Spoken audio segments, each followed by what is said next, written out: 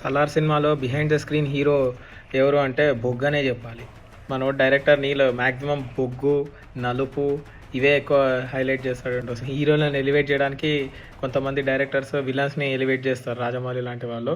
ఈయన గారు మాత్రము బొగ్గుని నమ్ముకున్నాడు, బొగ్గుని నలుపుని ఈ రెండింటిని నమ్ముకున్నాడు. మ్యాక్సిమం సలార్ సినిమాలో మొత్తం బొగ్గే. సలార్ కానీ KGF 1 కానీ KGF 2 కానీ నలుపు బొగ్గు ఇవి తప్ప అదేందో నాకు స్క్రీన్ అంతా చీకటిగా డార్క్ కనపడుతుంది.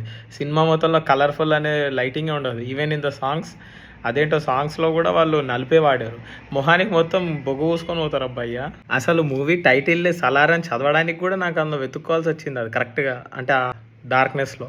ఫ్యాన్స్ ఎవరైనా రేపు ఎప్పుడన్నా అనిల్కి పాలరాతి గుడి లాంటిది ఏదైనా కట్టిస్తా, పాలరాతి విగ్రహం ఏదైనా చేపిస్తా అంటే మనోడు వద్దొద్దు నాకు బొగ్గుతో ఏమని చెప్పండి, బొగ్గుతో గుడి కట్టండి అంటాడేమో. బొగ్గుని నలుపుని నమ్ముకొని సినిమాని ఆ లెవెల్లో హిట్ చేయొచ్చు